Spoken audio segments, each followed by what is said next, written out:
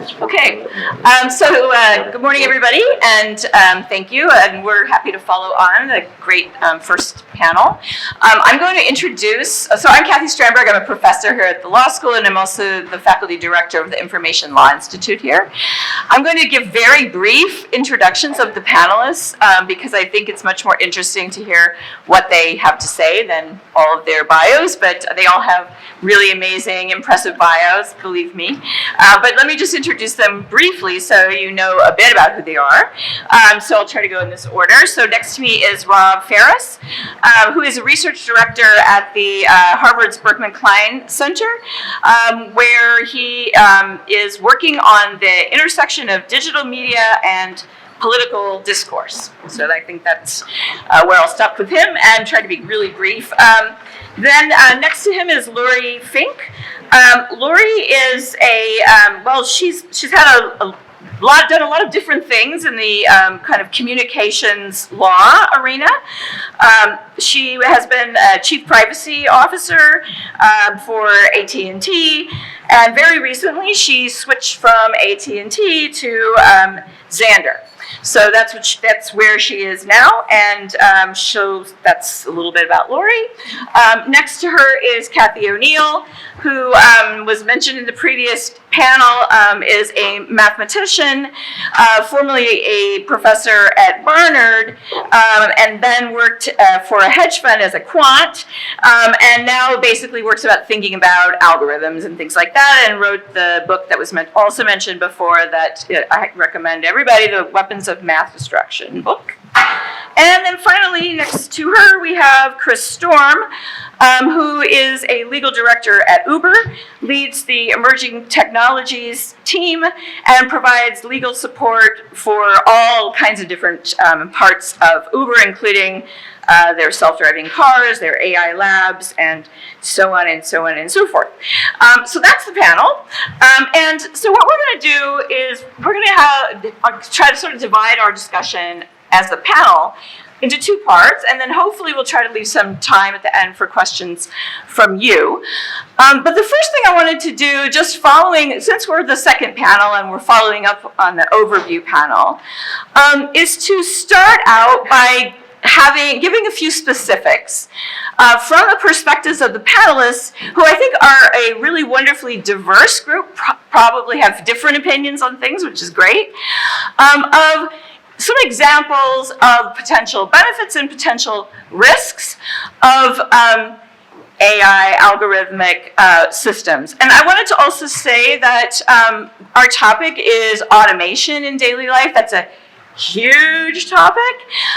So we're going to narrow it a bit to a still huge topic, which is to think about the types of automation that involve the use of personal information. And that's a lot of them, but there are many fascinating uses of AI that involve weather data and things like that. We're just not going to talk about those, not because they're not interesting, but for lack of time. So we're going to focus on the applications that involve uses of personal information, and those are a lot of the ones that raise the kinds of questions that the previous panel was talking about. Okay, so with that background, I'm just going to sort of go through the panelists to sort of set up our discussion and ask each of them, so we're first going to go around and I'm going to ask each of them to give an example or two of the potential social benefits and most promising applications that they see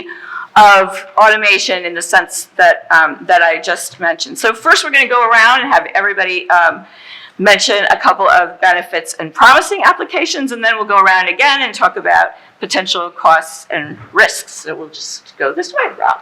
Super. Hey, thank you, Kathy. I'm so delighted to be here amongst such smart, accomplished people. I'm a little bit humbled. As Kathy said, I'm from the Berkman Klein Center at Harvard University. For those of you who don't know it, we've been around for 20 years studying the internet.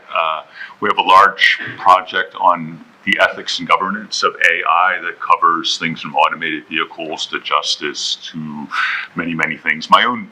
The focus of my own work is digital media and public discourse, which I will talk about. So I'll probably come up a little bit short on the specifics, but needless to say, AI is running in the background in all the media we consume these days.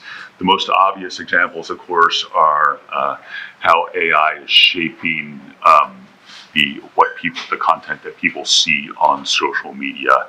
I won't go into the benefits. We know those very, very well. No, you will. This part is about benefits. All right, benefits. I'm going to force everybody to talk about benefits and everybody to talk about costs, because sometimes we get these conversations where we have the people benefit people and the cost people, and I want us all to think about both. So you have to talk about it. All right. So this is a new infrastructure for democracy that allows people to collectively get together on areas of common interest that simply was not possible before at a scale and a timeliness that wasn't available before.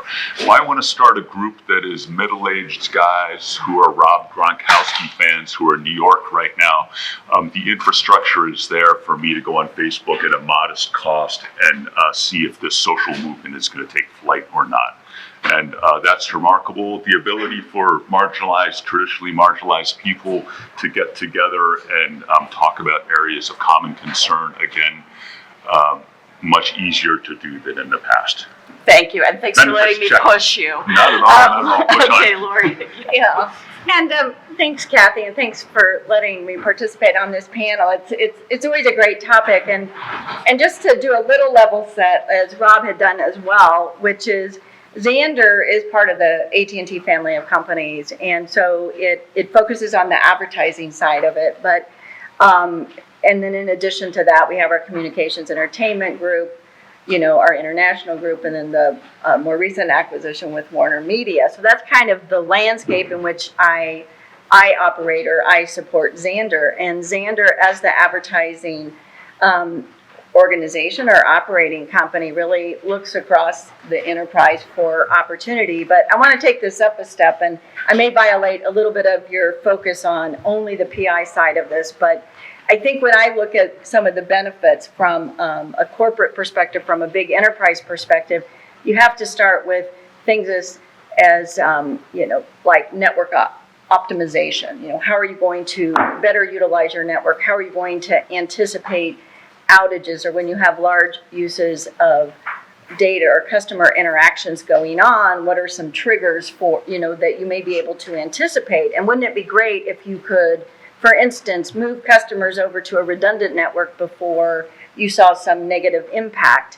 And then I think of one of the highest risk areas, and as an attorney, I always focus on these areas, is, the threat incident responses, and how you deal with AI in the context of trying to anticipate or resolve before an incident happens in the cyberspace, or in something much more simple that could involve, the PI side of things. So trying to use AI to prevent, a compromise of data involving PI. Delivery of business solutions. This is kind of where, the risk benefit. How do you solve a problem for a business customer? How do you make a consumer's life better? And then I'll drill down in kind of my space, in the advertising space. How do you make advertising more relevant? Advertising, the more specific you can get with the appropriate consent framework, the more beneficial the advertising is. And if we think of advertising as a means to subsidize or offset costs or enable opportunities, you may see a bigger benefit on the consumer space as well. Thank you. Kathy? Well, I like the framing that we're going to be caring about human beings as the targets of algorithms. And I guess and I am one of those, you're right to make me talk about positives, because I'm a negative. But I'd say like the most exciting thing to me is the idea that we could actually fulfill the promise of big data, the one that I heard and got excited about when big data was a thing back in the early 2010s, which was that we were going to transcend human bias. That clearly didn't happen in this first go round, but we could make that happen. And the recent, it might be seen as a failure, I see it as a success. Amazon's recent attempt to automate hiring for engineers, and then they tested it and said, oh, this is super sexist. That's a success because they tested it, and because they said, this matters. We need to actually check the bias before just implementing this. The next step is to actually fix it. And also, I should mention that the fact that they automated their hiring system and that automated version of it was sexist might make them think twice about their actual system, their process of hiring. So the other positive thing I would say, and this is ambitious future looking, that we automate our systems and then check our biases. Why not do that? Why don't use machine learning to actually find the bias in our existing human systems? There's lots of things we could be doing if we took these questions of human rights seriously. Great, thank you. Chris? All right, benefits. I want to make sure I answer the question completely and correctly so I get an A in this class. So I'll give you two broad umbrella answers. One is, of course, the safety benefits. There's a lot of applications where, obviously, I'm coming from a self-driving perspective, using AI to automate tasks that were done by humans that statistically were not very good at driving. There's a huge benefit for safety improvements, and that does actually require the use of personal information. When you imagine the vehicles with 360-degree cameras driving around on our city streets. And then the second is a little nowhere close as important as safety, but I'm going to be a bit of a corporate shill here, and that's convenience, and talk about some of the ways that AI can be used in subtle ways to make life a little bit easier, a little bit more predictable. I work for Uber. Many of you use our product or a similar product, and you know the price up front. That seems simple, but that's actually a complicated AI problem. We've been refining that for years so that you know the cost of your trip, even though the trip hasn't taken place yet. We don't know the route. We don't control the route. We don't control the traffic. We don't control the time. We don't control all these factors, and we can accurately tell you what your price is. Little things like that, to have that certainty before you get in the car, it's convenience. That when you add up the thousands of different ways that AI can be used to make incremental improvements in your life, maybe the sum of that is an overall better quality of life. Okay, great. Thank you very much. All right, now I'm going to do the same kind of going around and ask each of the panelists to talk a bit about what they think are the main sort of potential costs, harms, risks, or even like particular applications that they find especially worrisome. And again, the reason for trying to force people to do this is to get us into a space where we can talk to each other without saying I'm on the pro side and I'm on the con side. So that's the goal. And I really appreciate everybody for not fighting the hypothetical. Thank you, Rob. No. Sure. So what we're doing right now, we're dramatically reconfiguring media systems, and AI is accelerating that process. There's good things and bad things associated with that. The list on the bad side of new media ecosystems tend to be related to the notion that we have shifted from a primarily supply side media ecosystem to one that is much more firmly influenced by people's wants and desires, whether explicit or implicit. So we have much more demand side elements in media ecosystems. So the Walter Cronkites of the world have less sway than they used to have in the past to mixed results. So the downsides are familiar again. So misinformation, disinformation, media manipulation, online harassment, hate speech, and the potential for media to often exacerbate cultural divisions and to appeal to people's lesser values. Thank you. Lori?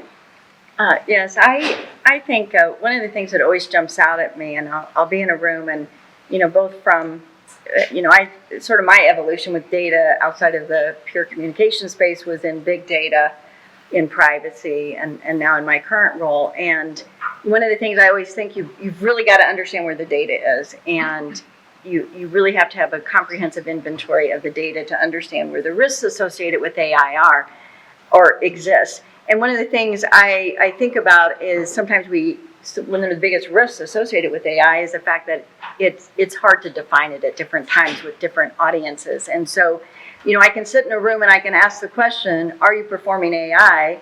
Is there something that we should take some additional controls or create a framework to cover? And you'll get this sort of glazed over look. And part of it's because where does machine learning begin? Advanced learning and AI evolve too. So really trying to understand your infrastructure, and the risk to me is if you don't understand the strategic direction, as those things start to evolve, you start to lose track of the use cases. So from my perspective of trying to be in a risk avoidance mode and trying to manage risk, it's really having to be clearly aligned with the business. And when you're working with the scientists and the mathematicians and the engineers and the technologists, and you're in a culture of innovation, you've got to really stay with that life cycle of the data to manage those risks. Okay, great, thank you. Kathy? It's hard for me to come down to one question of risk. I guess just not to be argumentative, but to disagree with Lori, that I think it's actually impossible to consider all the use cases. I think the biggest risk is that we think we have a handle on the ethical implications of data. That's impossible. The whole point of big data is that we can infer your diabetes status with your social media updates. It's repurposing data. That's the point of it. So my biggest concern is that we think, like, just as one example, the diabetes risk algorithm is being created in all sorts of places right now in this world. Is it going to be used by our doctors to keep us healthy, or is it going to be used by insurance companies to price us out of insurance? So we can't just think about the data. We can't even just think about the algorithm. We have to think about an algorithm in a context. And that's why I very, very strongly think, in reference to the previous panel, that the way we think about how law intersects big data is to simply start with what are our currently unenforced rules, our laws in the worlds that are regulated, like hiring or medical data. How do we need to update them, or at least, at the very least, enforce them in the world of big data? So my feeling is that the risk is that we feel like we have a handle on it, it's a fake handle, and we don't actually enforce anti-discrimination laws or other kinds of laws that protect people. Thank you. Chris? Yeah, so a couple other things to highlight. These are all important points, but first, the potential for AI to change human behavior in the real world. We've seen that. There's a lot of examples that have come out recently about that, around the election and so forth. There have been companies and there have been industries that have been trying to change human behavior for decades, if not centuries. Think about advertising, and we push back on that a little bit. What happens when those commercial mechanisms get a lot more efficient? And is our current framework ready for that? And the second is, some of the examples of using AI, the data set is rather benign. We use, in our IP department at Uber, we use AI to determine the value of a patent before we purchase it. I mean, it's just transactions, right? However, some of the more interesting problems to solve, you use a data set and then you test the data set, and that requires experimentation. And if you're testing in the real world, the subjects don't necessarily know that they are subjects of an experiment. And how do we, now we're talking about experiments that can happen on a scale that we haven't really done as a society. And how do we balance the need for public disclosure that they are, the public disclosure of protections that need to be put in place for people who are being the subject of experiments when they are really just trying to live their lives? Okay, great, thank you. Those are all really very good example, and I think a nice diverse set of examples. So I wanted to give people a chance, if you've thought of anything more you want to add, or you have anything you want to respond to what some of the other panelists said on this kind of benefits and risks topic. Anyone want to weigh in on that? I'll chime in because I think, Kathy, you raised some good points, and I don't necessarily see my response at odds with yours at all, which is, I think data to me is kind of the foundation. If you're not dealing with data, you may not even have to have these types of conversations, but you've got to know where the sources are. But where I start to see the potential for failure is the integrity of the data, the secondary uses that you flagged. I mean, that's a huge issue, which is the original intended use may be totally benign, and I think, Chris, you flagged, totally benign from a privacy framework, from an ethical use of data. It's some of those secondary or unintended consequences. And where I see the problems start to evolve, and we have to be really, really engaged with the process, it's on the integrity of the data, and it's on the human intervention. That oversight, that engagement where when you pressure test these things and you see these unintended consequences that come from secondary uses, that you've got a framework or controls in place to really address some of the things that Kathy and Chris are talking about. Okay, so I wanted to do that as a stage setting for what I hope we're going to spend most of our time on, which is talking about what are possible approaches to kind of addressing the risks and costs that we see. But one of the points that I think the panelists' contributions have made and that I wanted to emphasize myself is that there's a wide range of applications of these technologies.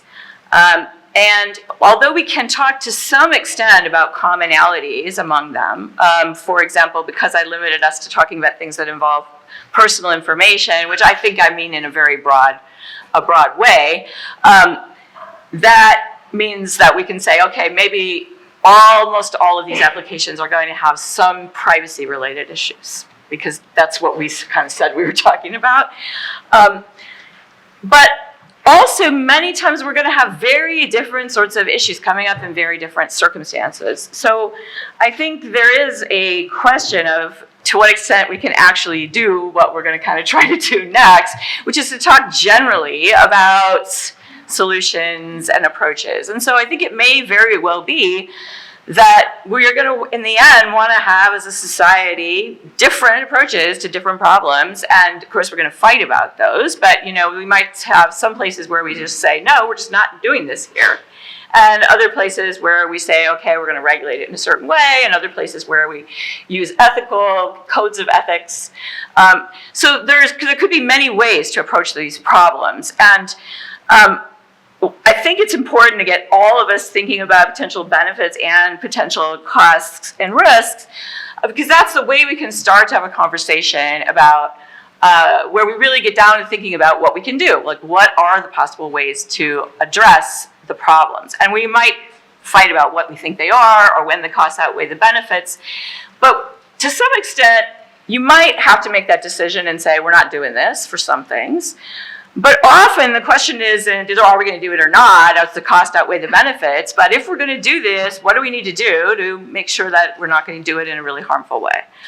And that's kind of, where law comes in. So, so that's our next. That's going to be kind of, I hope, the bulk of our discussion. And we love to get. I will try to lead some time for feedback at the end of the panel from all of you as well.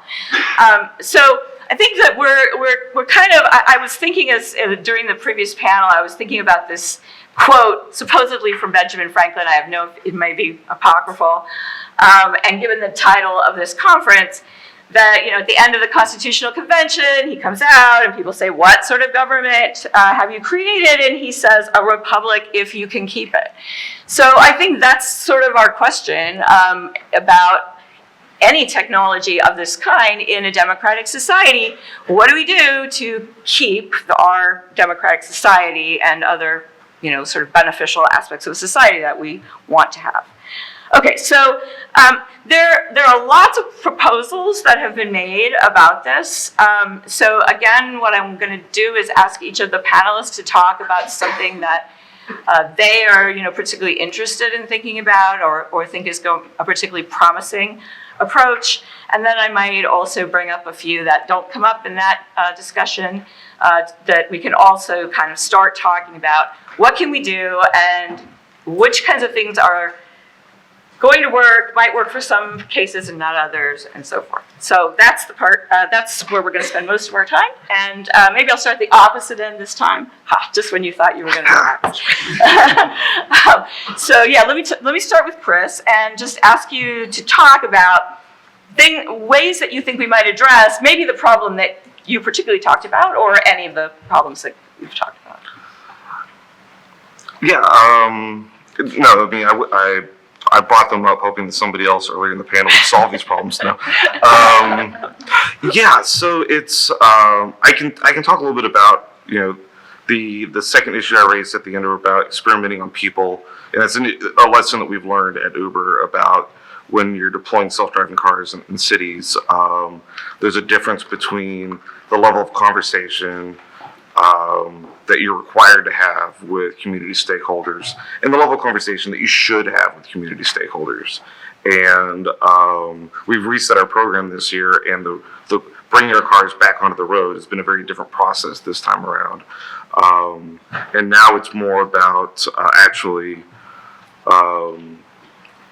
hopefully the process that we're going through that other companies aren't going through right now will become a bit of the norm in that disclosure. I think generally, like, we're learning we have to be more transparent. And that means that, because when I talk about experiments on people, it's, anybody who's a street user is theoretically a subject of this experiment.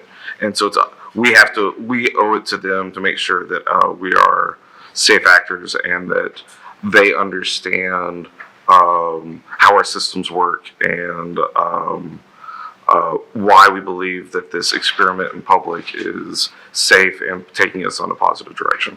So obviously, the important part of that process is that we recently released our voluntary safety report.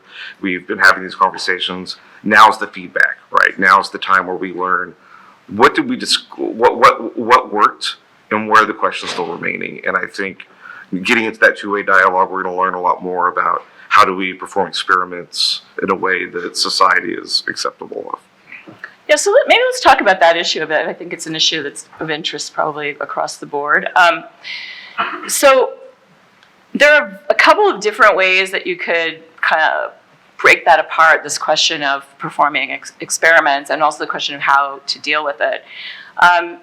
So I think one thing that kind of really comes up with the Uber example or the autonomous cars example is some of these kinds of experiments are things that can end up with physical harm, which we're sort of used to dealing with in a regulatory way. And then others of them are more about manipulating people's emotions and things like that. So one question I have is there one framework that works for both, or should we be doing something different?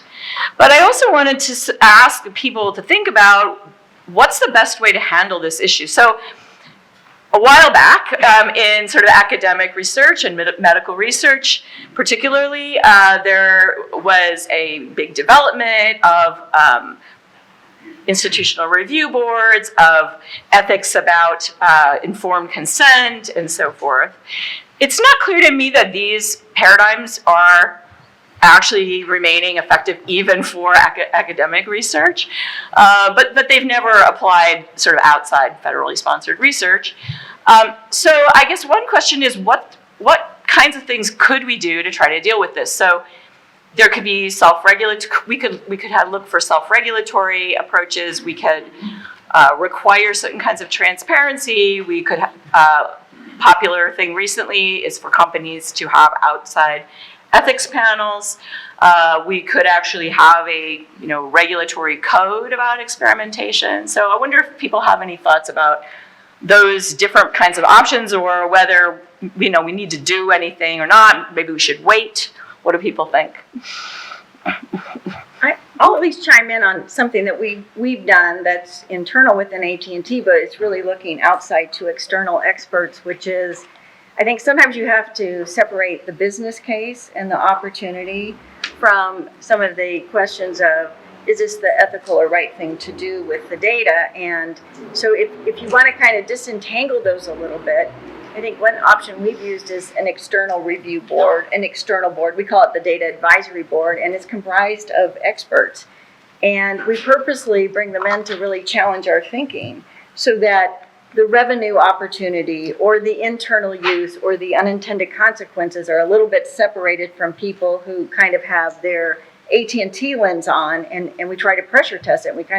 We created kind of a menu of experts, so to speak, where we could pull on someone who is good with aggregation and anonymization or the unintended bias aspect that you want to be able to pressure test. And I think that's a way to sort of get internal alignment too on what you're doing and when you do it, as well as giving you some expertise and a different lens that's not tied specifically to your business. I'll just jump in here. I run a company to audit algorithms, and I've talked to dozens of companies, and I usually get contacted by a data person who's worried about their algorithms affecting humans unfairly. And then we have this great phone call, and then the second phone call, their legal counsel jumps on the line and says, what if you find a problem that we can't fix? And I say, I can't promise that won't happen. And then I never talk to them again. So I love the idea that we're going to expand our thinking in corporate settings, but my experience has been that it's really hard to do that.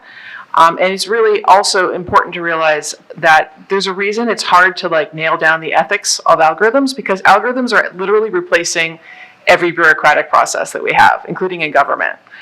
Anytime you have a process, especially if it's complicated, sticky, and people don't really want accountability for it, then they're like, can we automate this? And the answer is usually yes, even though it's not particularly perfect. That's what happens. So I'm just saying, this is every process, and it is mostly owned by commercial interests, and they make profit from it.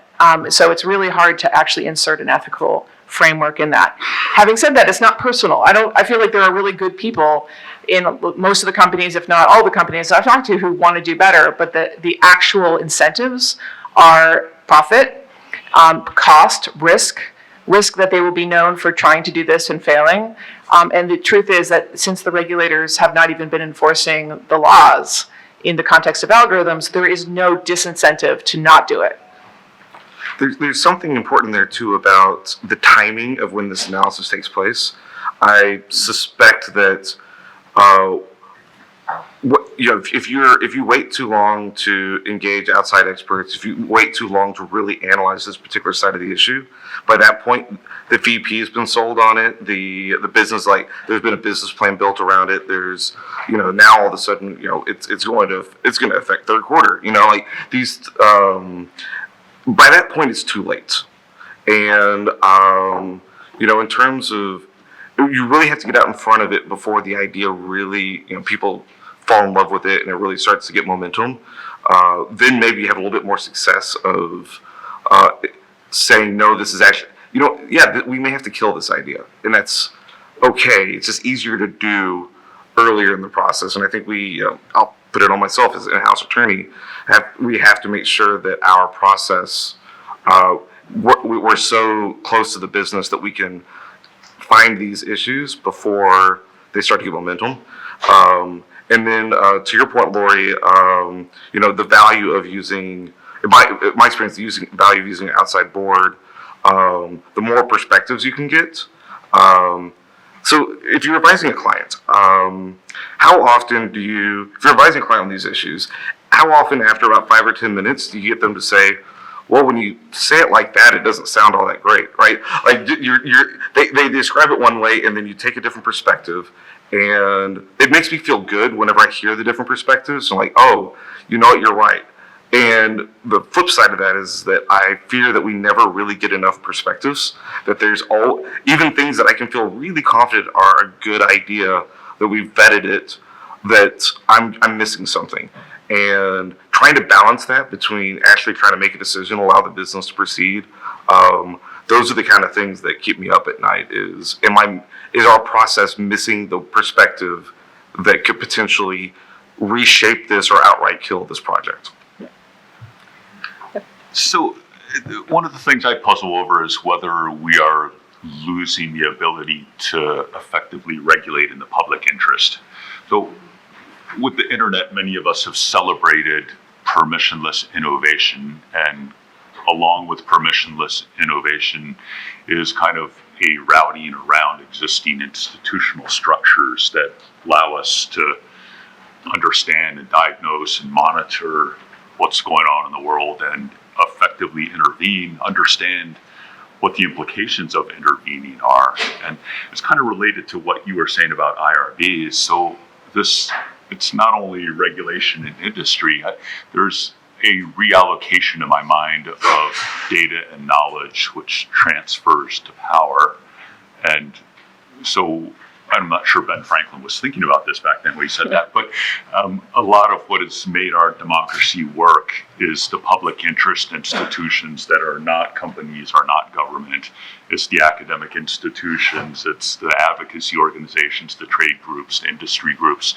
And I fear that they're losing traction a little bit without having access to the underlying infrastructures and having visibility into how things are being regulated as we pass regulation onto algorithms. And that one of the struggles of the time is to figure out how to meaningfully and effectively get kind of visibility into these processes, in effect, clawing back access to knowledge and data in a way that does more benefit than harm.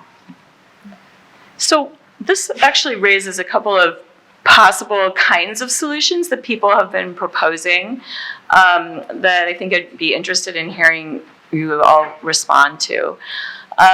So I did a lot of work on privacy, and so one of the things that's kind of a big thing in privacy is this idea of privacy by design. I actually don't think it's been terribly successful in privacy, although we may see some change in that because the GDPR in the EU purports to require it, although it's not quite clear what it requires when it says privacy by design.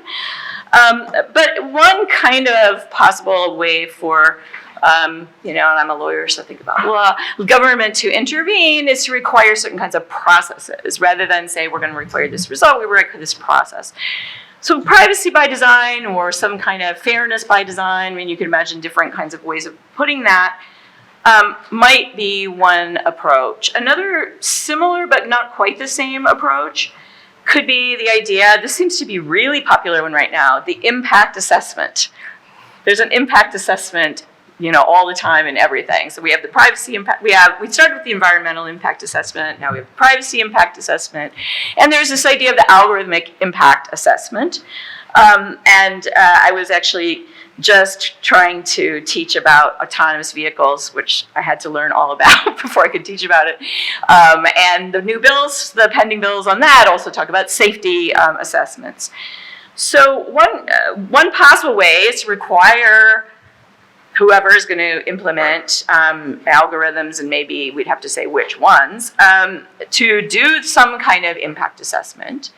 And then, I don't know, do what with it? Maybe make it public, maybe give it to a regulator. There are different proposals. And then sort of on the most heavy regulation end of it, there also have been proposals to kind of FDA it, right? So the idea of FDA for algorithms.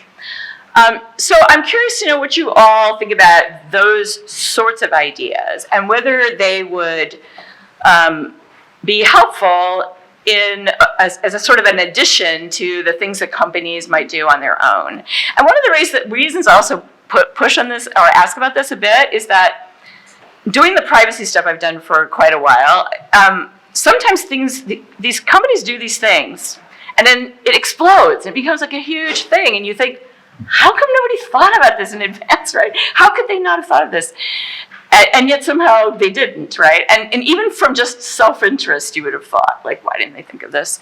So I'm not sure whether the self-interest market potential for, big disaster being on the front page of the New York Times is the way people put it, is enough, or whether you need something else. And those are some examples of the something else. So what do people think about those ideas?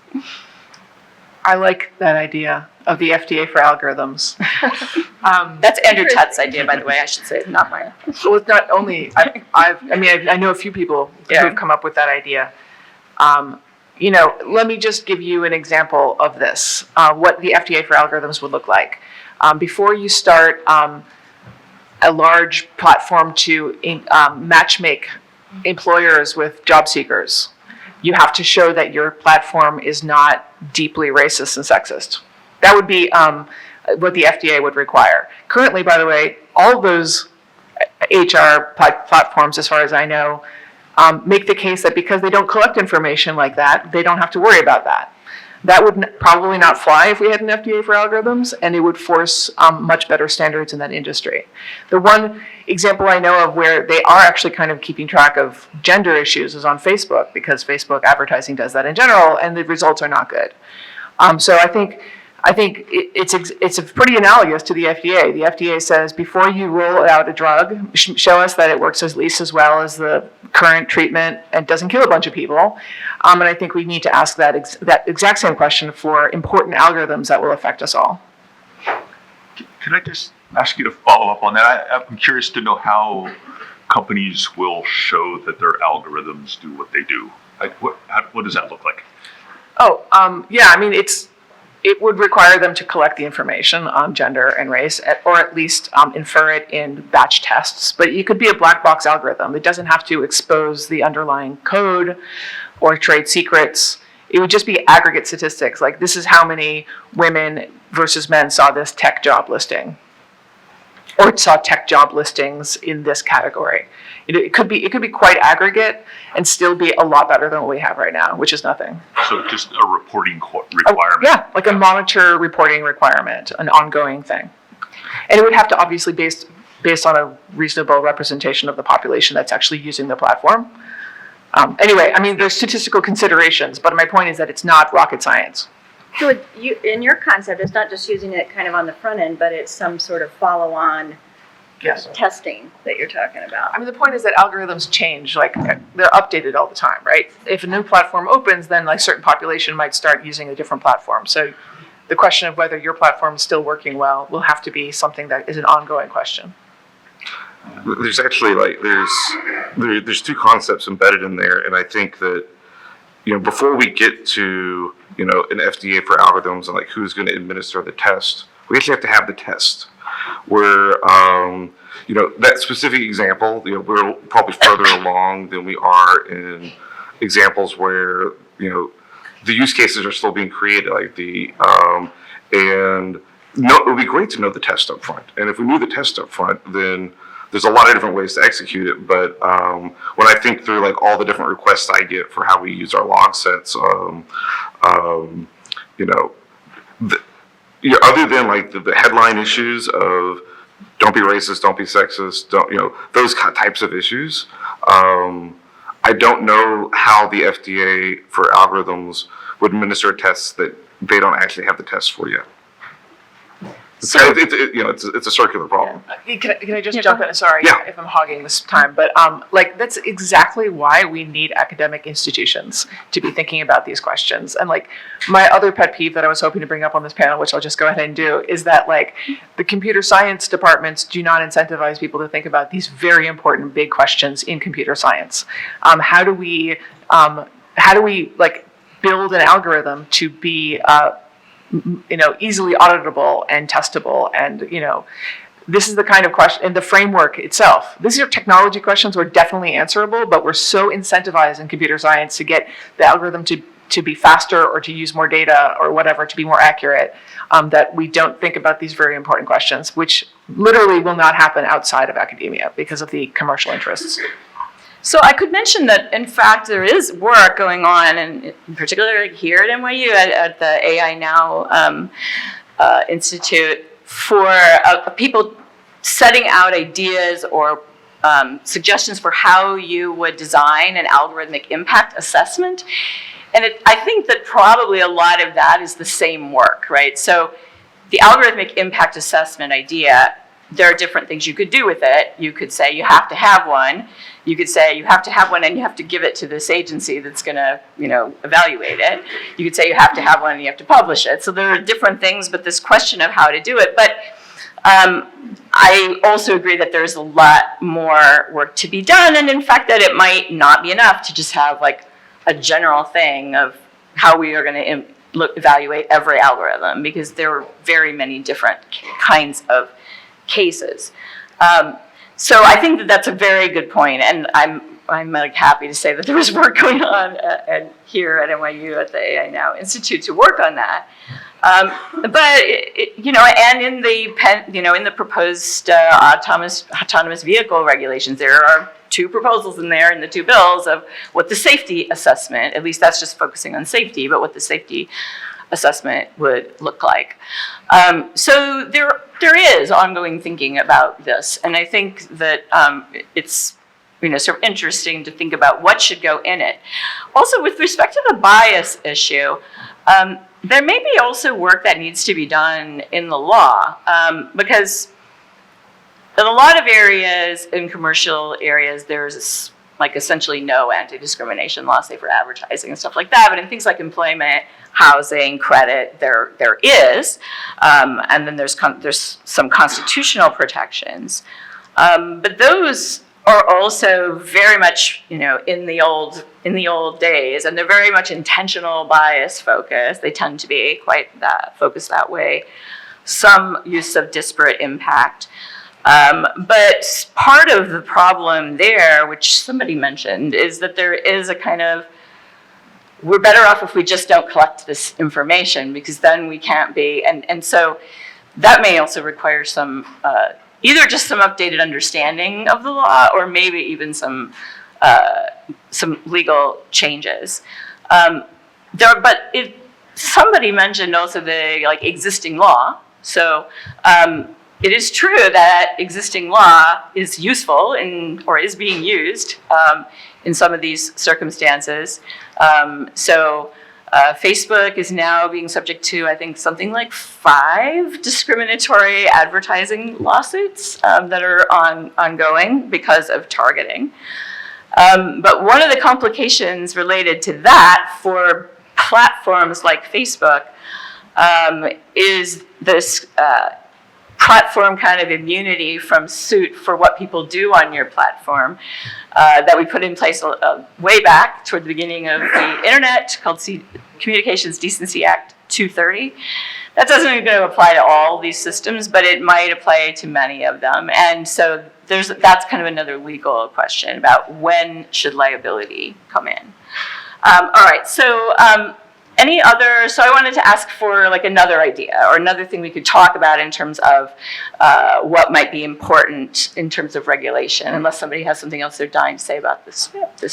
The only other thing I'd chime in on your privacy by design comment that you kind of started this section on was, I do think that's not going to be sufficient to answer all these questions, and it depends on how your program or your impact assessment is structured, But the key is you may have people within your company or your infrastructure reviewing things, but if it's not a multidisciplinary team, you're going to miss some of the things that Kathy is concerned about and that she's been flagging. So, and also to Chris's point, if you're not in on the front end, where you can try to shape things, shape the direction or provide input, you sometimes come into the process too late. So the key in whatever framework we come up with, internal as well as external, is really being able to come in on the iteration, on the ideation stage, on the very front end, and have a team of experts that are really looking at it that can help inform the process.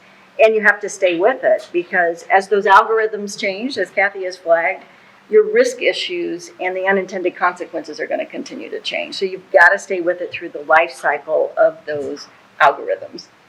Yeah, and I'll jump in a little bit more, and also to the point that Rob was making earlier about the public interest. A lot of these, I'm just going to take 2 examples. One of them is getting a job, and then the other one is getting a loan. Both of those are already pretty regulated differently, but regulated situations where I would complain that, the filtering systems that companies use to decide who gets the interview versus just applying, who gets past that first filter, those are algorithms that should be audited. Possibly we should give the people who are applying for the job, but we should give them access to their score and along the lines of the way we have credit scores. We have our credit report type stuff that I could argue. But what we would be blinding ourselves to if we just focused on that last algorithm that once you've applied to a job and see whether you get the interview, is that the way people find the jobs to apply for is almost entirely done online now with these different kinds of gatekeepers, and those gatekeepers are all algorithmically informed. And in fact, they use algorithms to decide you kind of people will probably like this kind of job. And that I don't know who's going to audit those. So the question to your point is how broad. The same thing happens with credit. Like with credit, you have laws about once you've applied for credit, and if you get denied, then you actually deserve an explanation sometimes, whatever. But how do you get shown a credit card to apply for is purely algorithmic at this point. And it involves basically faux credit scores that decide whether you deserve a good credit card or not. Anyway, the point is that everything now, the whole process has been automated. And so how do we audit that entire process? Yeah, that particular example, we actually do have a legal hook for, which is why Facebook is having all these lawsuits. If you're talking about credit, housing, or employment, the current statutes that we have do prohibit discriminatory targeting. Now, exactly how we apply that and exactly whether Facebook or other platforms, I don't want to just pick on Facebook, but they happen to be one that I know about, whether they are going to be considered liable or whether they're going to be able to say, I didn't do that targeting, it was the person who's advertising. Those are questions that are open questions, but I'm a bit encouraged by the way things are going with this. For one thing, HUD is also participating in this, has a complaint on this. But of course, your point is bigger. Your point is not just about targeting advertising. It's that when things start becoming algorithms all the way down, the question of where to regulate is going to be a really important one. Anybody want to follow up on that? Well, so we've talked about a number of different analogies, and I find this really interesting and productive. So the FDA one is, I think, good, but typically, the inspector goes to the meat packing plant and there's the meat, and that's probably not the case here. And the question is, how do we get over the informational asymmetries, and where does that occur? Maybe financial auditing is a different analogy that might apply to this, where you have trusted third parties that address this. Maybe we actually want to see the meat, and that's what we should require. But I do think the thing I like that I take away from this panel is just starting with a requirement that these systems be tested in some manner as a modest first step might be pretty good. I mean, any of the things that we do are going to be a burden on companies, and we need to move cautiously in that respect. But it seems if there are significant gaps in what we're able to evaluate, that we need to figure out a way to fill those gaps. I think I'm also picking up the point from everybody that it's really important to start this early on. And I think that this is hard. I mean, I don't know that I've ever talked to an entrepreneur who's like, the first thing I want to do is talk to the lawyers. That's not how it generally is. So that is hard to get it going. And perhaps it means that some kind of regulation is needed to make that happen.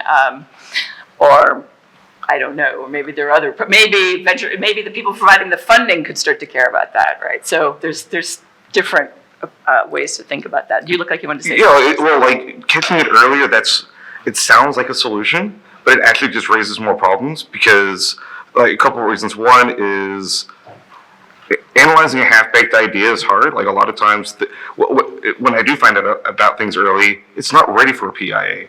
So like, and I know that, privacy by design, like there's a lot of issues there, but I think we need to press on that because we need a framework for, how do you allow for R&D that's not really graduating into a product yet? There's, how do you give a sandbox, right?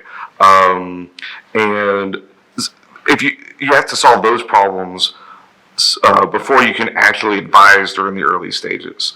And that's where, like, so there's another point I wanted to make while talking, and that is earlier was a brief mention of maybe we shouldn't just collect the data at all. I think we need to take a harder focus on data retention. And I say that because the issue expands well beyond this room. We, looking at it from under this particular lens, could come up with the right, an appropriate approach to data retention. When should companies delete the data? And then I go talk to my insurance friends, I go talk to my litigation friends, and looking at the issues outside of privacy, they've got competing interests, and that tug of war makes it really difficult to use data retention policies as a tool to rein in what I kind of think of as data abuse, the secondary purposes that it wasn't intended for. Data retention is part of the solution, but it requires a much broader conversation. And I also think that raises another issue, which is kind of important more in some applications than others, but important in all of them. And particularly as we sort of get into the Internet of Things world, which is cybersecurity, which is the extent to which when we're doing things in this automated algorithmic way, that's hackable. Not even just like identity theft and things like that, but like we can hack in and change the outcome of the election, cause your car to crash, whatever, like various things like that. And that I think is something that we've had, at least in my opinion, like very little attention to. So I don't know if other people have thoughts about that one, but I think that's a looming crisis, I would say, probably. It's one we agree about quite a bit. It may seem like it's not getting enough attention, but it's getting quite a bit of attention. Can you imagine? Of course, we're putting self-driving cars on the road. We're putting aerial ride sharing, flying cars, if you will. The potential risk from cybersecurity goes well beyond even loss of personal data, right? This is physical harm in the real world. Fortunately, getting out, there are, I do retain hope that the technical solutions can outpace the hackers in this situation. Maybe it sounds a little naive, but I've been really impressed with the way that different companies have been attacking this problem from a systems perspective. For example, on a self-driving car, it's actually, you'd be amazed how little control, how much happens on board the car and how little happens off the car and how little connection there is. And so this idea of like remotely steering a car is being prevented from a technical perspective. That said, it's whack-a-mole, you have to, there are a lot of different threats and you have to stay vigilant about it, but it is something that is being taken very seriously. Yeah, I have some hope in kind of like a silver lining sense that that people, I think it's not a coincidence that the people who are working on autonomous vehicles are the one who are thinking hardest about cybersecurity. And I have some hope that there will be a feedback effect from that when there are high incentives to do it, that it will also be able to be fed back into other areas where so far seems to have been pretty hard to get serious attention. Are we allowed to talk about our worst fears now? Sure. And then we're going to have questions. So Kathy's going to talk about her worst fears. No, I haven't yet. So I actually think that I have 4 categories of fears, and one of them is finances, including credit card, insurance, housing, possibly. Then I have livelihood, getting a job, keeping a job. Do you get fired because your score is wrong. Then I have liberty, like how do we get policed? How do we get sentenced to prison? All those are really, really hard, but I think doable. And then the fourth one is information. And since we have Rob on the panel, I just wanted to say that, like, I don't know what an FDA for algorithms around news or information or propaganda, what would they even do? Literally don't know, no idea, and I hope Rob has an answer.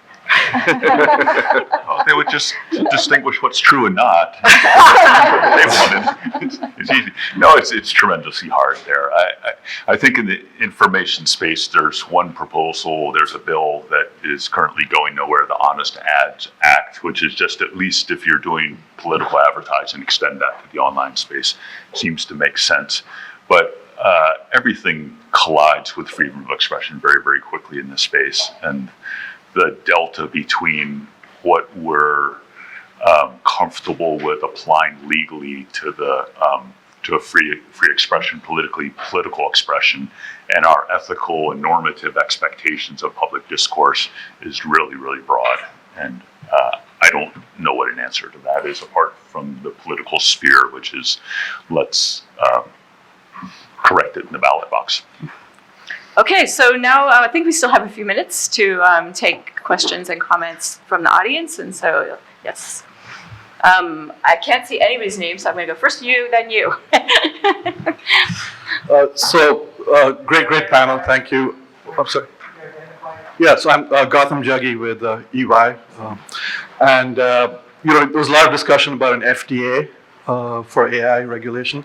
And it just got me thinking that the FDA actually does, food and drugs. And there's no reason why those two necessarily lump together. The approach is actually quite different, that the clinical trials, testing safety and efficacy with drugs. With food, you're just testing for safety.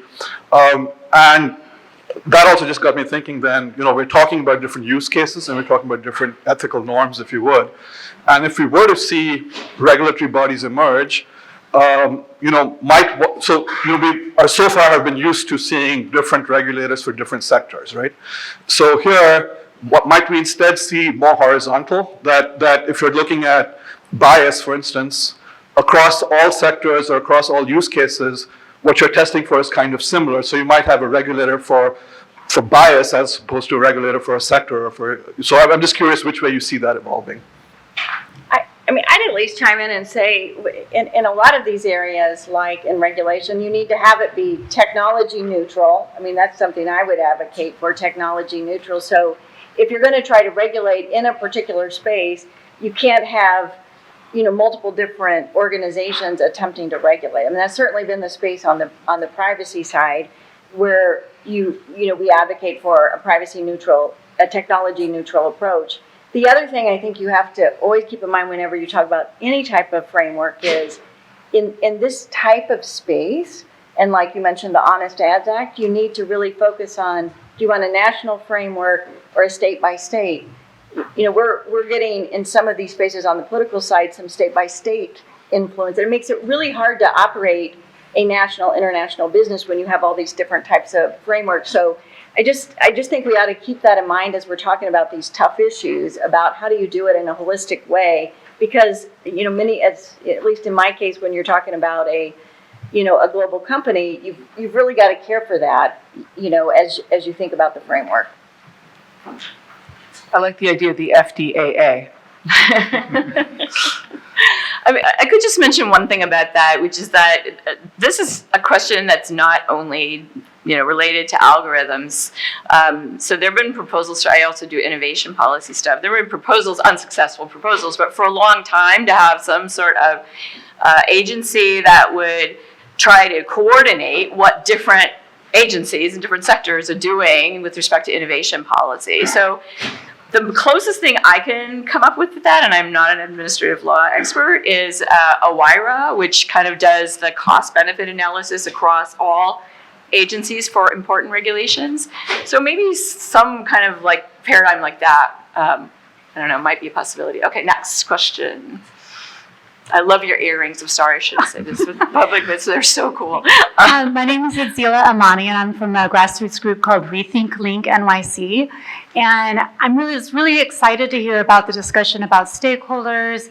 And but when you talk about having a panel of experts. So our organization has been trying to raise awareness about the average day New Yorker's experience of surveillance on our sidewalks via Google's Link NYC program.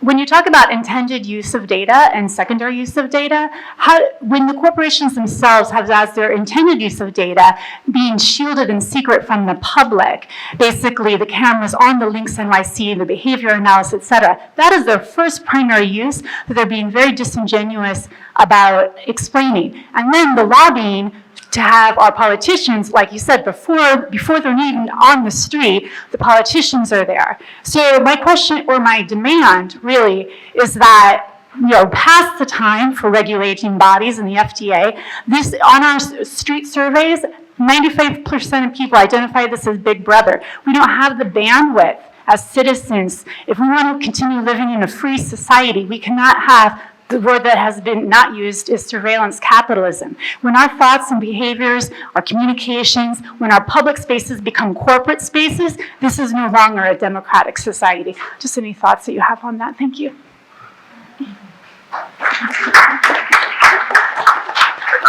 I'll just say, keep up the fight, because I'll tell you something that keeps me up is self-driving car fleets are also collecting video footage, and they have information about how people, who's taking trips where, and there's video footage that captures the sidewalks and the things around them as well, except they're moving throughout the city.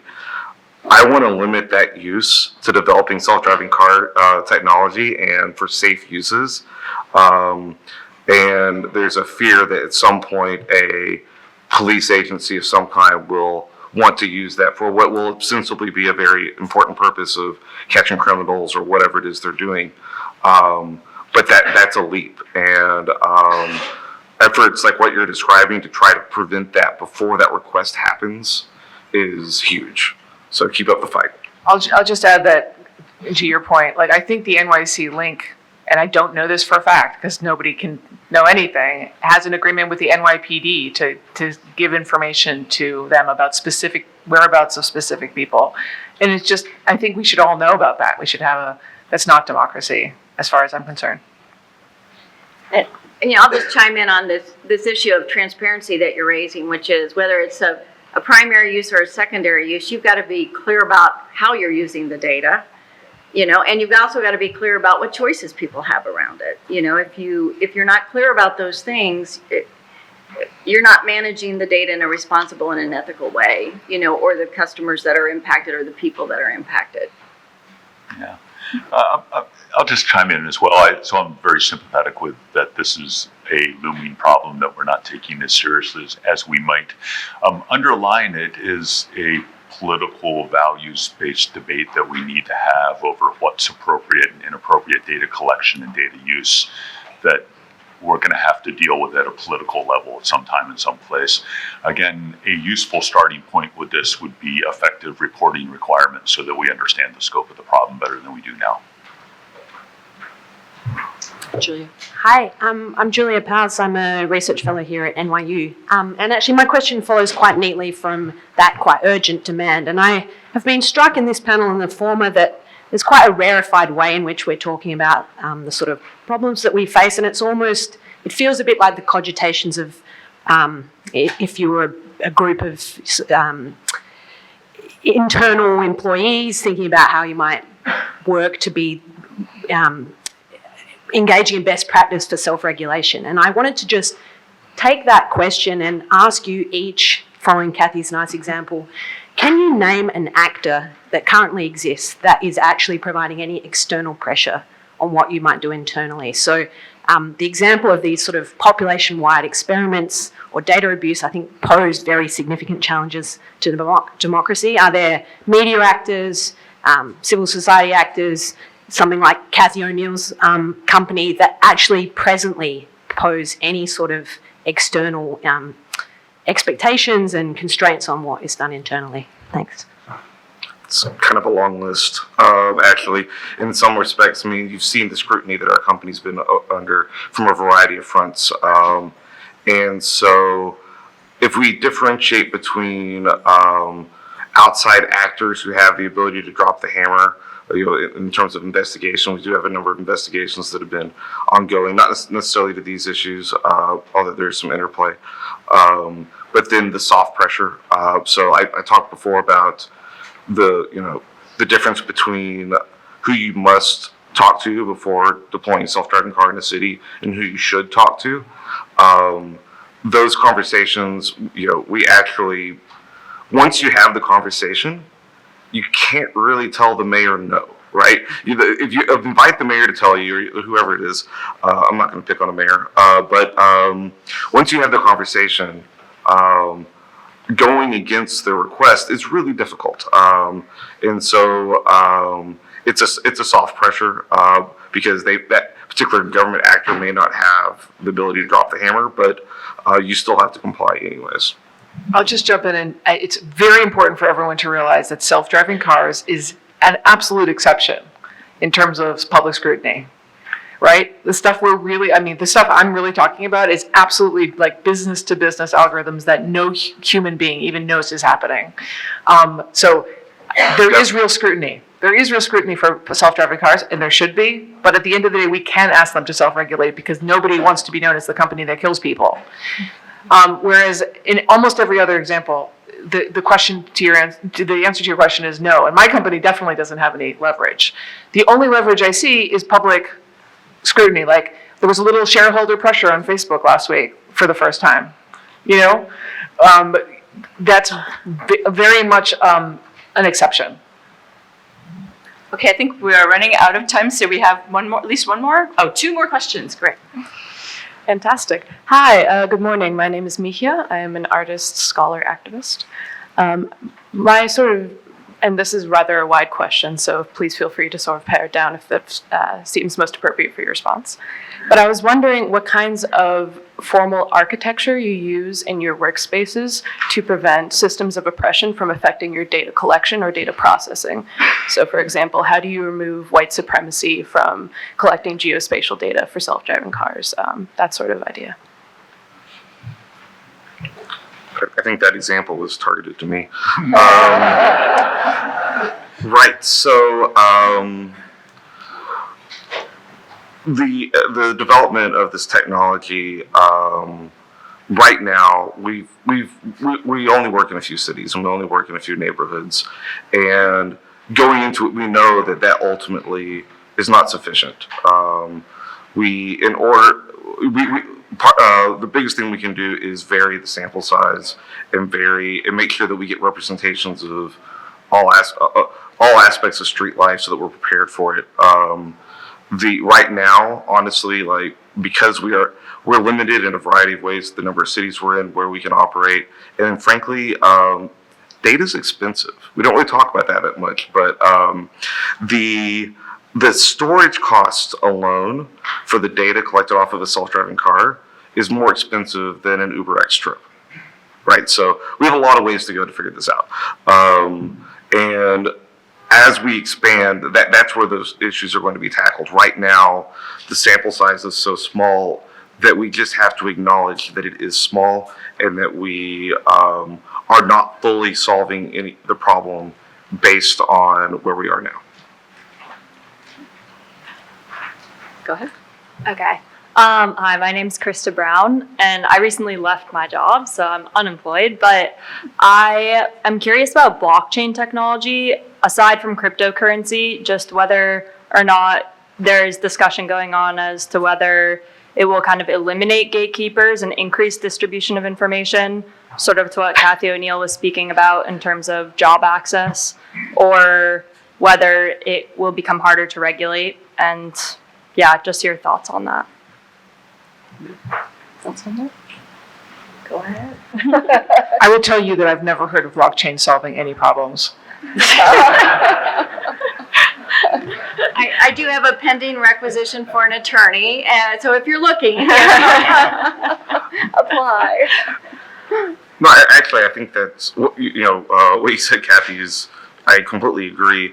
I'm still waiting for the right use case to really test some of those theories out against. Right now, it's still a bit too hypothetical, honestly.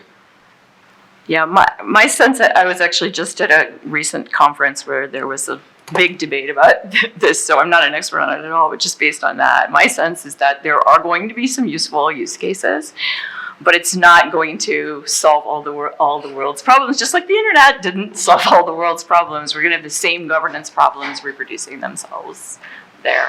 So, okay, I guess our time is up, so thank you very much, and really thank you to the panel.